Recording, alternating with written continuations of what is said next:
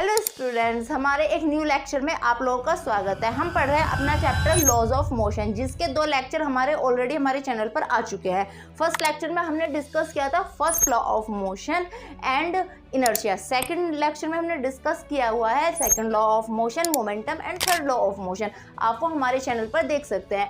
आज हम अपना एक न्यू कॉन्सेप्ट डिस्कस करने वाले हैं। आप इसको एग्जांपल से समझो। जब कभी भी कोई क्रिकेटर बॉल कैच करता है या फिर आप खेल रहे होते हो और बॉल कैच करते हैं, तो क्या होता है, जैसे आप उस बॉल को कैच करते हैं आपके हाथ ऐसे पीछे चले जाते हैं। ठीक है, अगर आप इसी पोजीशन में रखेंगे तो क्या होगा, आपको ज़्यादा चोट लगेगी। हो सकता है ना आपको ज़्यादा चोट लगे। या फिर जब भी कोई गन शूट करता है तो क्या होता है, जो गनर होता है जैसे ही वो गन शूट करता है वो ऐसे पीछे की तरफ उसको धक्का लगता है। इसका रीज़न क्या होता है, इसको समझने के लिए आपको हमारा आज का लेक्चर इम्पल्स देखना होगा। तो चलिए स्टार्ट करते हैं हम स्टडी इम्पल्स की। इम्पल्स क्या होता है, देखो पहले थोड़ा सा मोमेंटम को रिवाइज करें। मोमेंटम क्या होता है, मास इन मोशन। किसी भी ऑब्जेक्ट का मोमेंटम उसके मास और वेलोसिटी के मल्टीप्लिकेशन के इक्वल होता है। मोमेंटम क्या बताता है कि ऑब्जेक्ट जिस सिचुएशन में उसकी स्ट्रेंथ कितनी है। अगर आपकी उसकी पोजीशन को चेंज करनी है तो सिंपल बात है, आपको उसका मोमेंटम चेंज करना होगा। और मोमेंटम चेंज करने के लिए आपको क्या करना होता है, उस पर एक्सटर्नल फोर्स अप्लाई करना होता है। ठीक है, अगर एक्सटर्नल फोर्स 0 होता है तो मोमेंटम क्या रहता है, कांस्टेंट रहता है। ये हम सीख चुके हैं।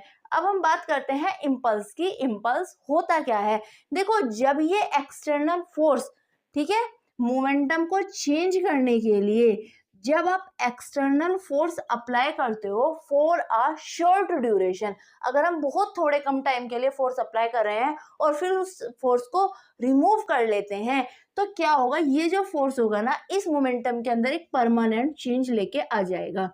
ठीक है, क्या लेके आएगा, परमानेंट चेंज। मींस जब हम एक फोर्स शॉर्ट ड्यूरेशन के लिए अप्लाई करते हैं तो उसकी वजह से हमारा मोमेंटम परमानेंट चेंज हो जाता है। और इसकी एक और कंडीशन है, this force should be large.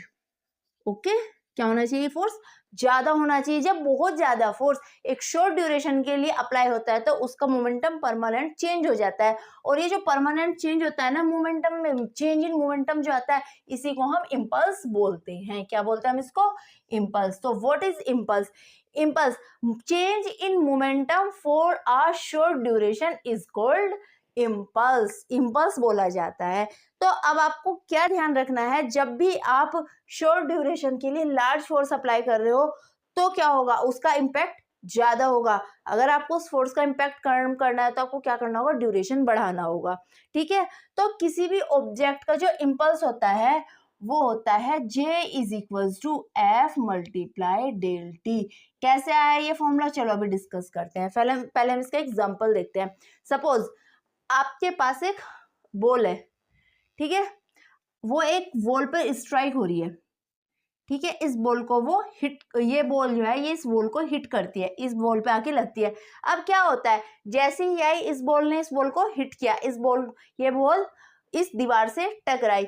But जैसे ये दीवार से टकराई उसके बाद क्या हुआ, ये इस पे स्टिक तो होगी नहीं, ऐसा तो नहीं है कि इस पे चिपक गई है।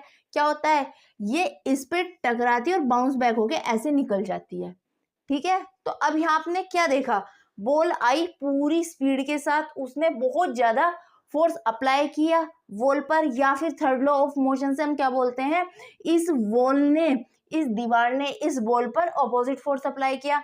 मींस इस दीवार ने इस बॉल पर फोर्स अप्लाई किया है, बहुत ज्यादा फोर्स लगाया है इस बॉल पर, लेकिन ये शॉर्ट ड्यूरेशन के लिए था, क्योंकि जितनी देर ये इस पर स्टिक हुई है ना सिर्फ इतनी देर के लिए, और फिर ये वापस चली गई। तो यहाँ देखा ना आपने, मोमेंटम चेंज हुआ। मोमेंटम कैसे चेंज हुआ, आपको समझ नहीं आया ना, तो समझो इस चीज को। ये बॉल आपकी v वेलोसिटी के साथ यहाँ आती है, ठीक है, ये बात आपको पता है। लेकिन मोमेंटम क्या है, एक वेक्टर क्वांटिटी, यानी उसके पास उसकी डायरेक्शन और मैग्नीट्यूड दोनों होते हैं। अगर आप मैग्नीट्यूड या डायरेक्शन में से किसी एक चीज को चेंज कर देंगे तो सिंपल बात है, मोमेंटम चेंज हो जाएगा, नहीं हो जाएगा। तो ठीक है, ये इस डायरेक्शन में सर से जा रही है वेलोसिटी के साथ, यहाँ पे ये स्ट्राइक हुई, और स्ट्राइक होने के बाद ये बाउंस बैक अपोजिट डायरेक्शन में चली गई, -v हो गई ना इस बार इसकी वेलोसिटी, इस बार इसकी डायरेक्शन ऐसे हो गई ना। तो आपने क्या देखा, इसके मोशन की डायरेक्शन चेंज हुई है। यानी कि अगर इसका mv इस डायरेक्शन में था तो इस बार इसका mv इस डायरेक्शन में हो जाएगा, मतलब इसका मोमेंटम ऐसे था तो इस बार ऐसे हो गया। डायरेक्शन चेंज हुई मतलब मोमेंटम चेंज हो गया। ठीक है, समझ गए आप किस तरह से मोमेंटम चेंज हो रहा है। तो आप अपने हाथ पीछे क्यों करते हैं, देखो इसका रीजन क्या होता है, जैसे बॉल ऐसे आती है, ठीक है, ऊपर से आ रही है, वो पूरी हाई स्पीड से आती है, यानी वो पूरे फोर्स से आ रही है, उसके पास बहुत ज्यादा फोर्स है, वो हमारे हाथों पर आके बहुत ज्यादा फोर्स लगाएगी और हमारे हाथ भी अपोजिट फोर्स लगाएंगे। तो क्या हुआ, वो बॉल इस तरह से रुकेगी हमारे हाथों में, तो सिंपल बात है उसका मोमेंटम चेंज हो गया क्योंकि उसकी पोजीशन चेंज हुई। अब क्या होगा, जब वो ज्यादा फोर्स के साथ आएगी तो उससे हमारे हाथों पर चोट लगेगी, नहीं लगेगी, क्योंकि वो बहुत ज्यादा फोर्स हमारे हाथों पर लगाने वाली है। तो हम क्या करते हैं, अपने हाथों को थोड़ा पीछे खींचते हैं, तो क्या होगा, जो इस मोमेंटम का जो इम्पैक्ट होगा ना, जो इसका टाइम होगा फोर्स अप्लाई करने का, वो थोड़ा सा डिले हो जाएगा, क्योंकि हमने हाथों को पीछे किया तो हमने टाइम ड्यूरेशन, जो हमारे हाथों पर फोर्स एक्सर्ट करने का टाइम ड्यूरेशन था ना, उसको डिक्रीज कर दिया। इससे क्या हुआ, चोट कम लगेगी। तो आगे से ध्यान रखना, जब भी आप क्रिकेट खेलो, अगर आप ऐसे बॉल पकड़ रहे हो तो आप अपने हाथ पीछे लेके जाओ। इसके फिजिक्स क्या है, इम्पल्स, क्योंकि पीछे ले जाने से आपका जो फोर्स है उसका ड्यूरेशन थोड़ा सा बढ़ जाता है, जिस वजह से जो आपके हाथों पर फोर्स अप्लाई हो रहा है ना, वो कम हो जाता है, थोड़ा कम फोर्स हो जाता है, इफेक्ट जो होता है वो कम हो जाता है। ठीक है, तो यहाँ आपने क्या देखा, ऐसे अप्लाई हो गया। ठीक है, अब इसके बाद हम J is equal to F del t निकालते हैं। देखो मोमेंटम क्या होता है, d p upon d t is equal to F होता है, यानी यहाँ से हम dp क्या लिख सकते हैं, F D T. D T क्या है, शॉर्ट ड्यूरेशन। तो ये जो dp चेंज जो आया है शॉर्ट ड्यूरेशन में, जो चेंज आया है मोमेंटम में, उसे क्या बोलेंगे, J is equal to F multiply del t. हो जाएगा, नहीं हो जाएगा। ठीक है, इसकी यूनिट की अगर हम बात करते हैं तो यूनिट क्या होगी, न्यूटन सेकंड। आपको पता है ना अच्छी तरह से, आप फर्स्ट चैप्टर में यूनिट पढ़ चुके हैं। आप हमारे चैनल, हमारा एक और चैनल है फिजिक्स की दुनिया बाय जूही चौधरी, आप उस पर जाके देख लेना। ठीक है, तो न्यूटन सेकंड कैसे हो, फोर्स की यूनिट न्यूटन होती है और टाइम की यूनिट सेकंड होती है, तो ये हो गया न्यूटन सेकंड। ठीक है, क्लियर है, समझ आ गया। अगर हम इसको ग्राफ से समझे तो ग्राफ से कैसे समझोगे आप, देखो ये हमारा ग्राफ है, ये है टाइम t। याद रखना इम्पल्स क्या होता है, change in momentum for short duration.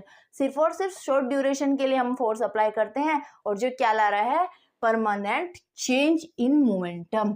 ठीक है ना, क्या हो रहा है, ये permanent change when large force apply for very small time. ठीक है, बहुत छोटे टाइम के लिए लार्ज फोर्स अप्लाई होगा, ये कंडीशन है इसकी। सपोज ऐसे टाइम हमारा t जा रहा है और ऐसे हमारा फोर्स f जा रहा है। ठीक है, इनिशियली एट टाइम t1 हमारी ऑब्जेक्ट यहाँ है, after some time time t2 पर यहाँ पहुंच जाती है। ठीक है, ये क्या है, शॉर्ट ड्यूरेशन, बहुत छोटा टाइम है डेल टी। ठीक है, तो अब फोर्स किस तरह से वर्क करेगा, आप आए ऑब्जेक्ट ने फोर्स एक्सर्ट किया, लेकिन ये एक्सर्ट क्या होगा, बहुत ज्यादा फोर्स एक्सर्ट होगा, तो ऐसे जाएगा, पीक अचानक आ जाएगा, लेकिन क्योंकि ये शॉर्ट ड्यूरेशन के लिए है तो ये इतना ही जल्दी नीचे भी आ जाएगा। तो ये क्या है, हमारा ग्राफ। और जो ये एरिया आया है, ये किसको दिखा रहा है, इम्पल्स को, जे को। ठीक है, तो इस ग्राफ का जो ये एरिया है, ये क्या है, इम्पल्स। यहाँ से आप समझ सकते हैं कि शॉर्ट ड्यूरेशन के लिए ऊपर गया, ग्राफ एकदम तेजी से पीक पर गया क्योंकि बहुत ज्यादा फोर्स अप्लाई हुआ है, लेकिन इतनी ही तेजी से वो फोर्स डिक्रीज भी हो गया, तो इसलिए वो नीचे आ गया। ठीक है, समझ गए क्या होता है इम्पल्स। अगर आपको समझ आए तो कमेंट बॉक्स में यस लिखो। ठीक है, तो नेक्स्ट बढ़ते हैं अगले टॉपिक पर, कंजर्वेशन ऑफ मोमेंटम। आप मोमेंटम पढ़ चुके हैं, मोमेंटम क्या होता है, चेंज इन मोमेंटम भी पढ़ लिया, लेकिन एक बात हमेशा याद रखना, मोमेंटम हमेशा एक स्पेसिफिक ऑब्जेक्ट का क्या होता है, conserve, constant. Means momentum can not be create और डिस्ट्रॉय, ना आप इसको क्रिएट कर सकते हैं ना आप इसको डिस्ट्रॉय कर सकते हैं, ये हमेशा क्या रहता है, कंजर्व रहता है। ठीक है, किसी भी ऑब्जेक्ट का मोमेंटम क्या होगा, conserve. It state that the momentum can not be create और destroy, it is always conserve for specific system. एक पर्टिकुलर ऑब्जेक्ट का मोमेंटम जितना होना है, p इज इक्वल टू क्या होता है, mv, यानी कि किलोग्राम मीटर पर सेकंड। ठीक है, तो अगर किसी ऑब्जेक्ट का मोमेंटम 76 किलोग्राम मीटर पर सेकंड है, तो आप उसको किसी भी सिचुएशन में ले जाओ, उसका मोमेंटम वो फिक्स ही रहना है। ठीक है, स्पेसिफिक ऑब्जेक्ट के लिए हमने बात किया, कंजर्व होता है मोमेंटम। ठीक है, इसका एक बहुत अच्छा एग्जांपल है कॉलिजन। कॉलिजन में क्या होता है, दो ऑब्जेक्ट आपस में टकराती हैं। ठीक है, कॉलिजन कौन सी फिनोमिना है, जब दो ऑब्जेक्ट आपस में टकराती हैं।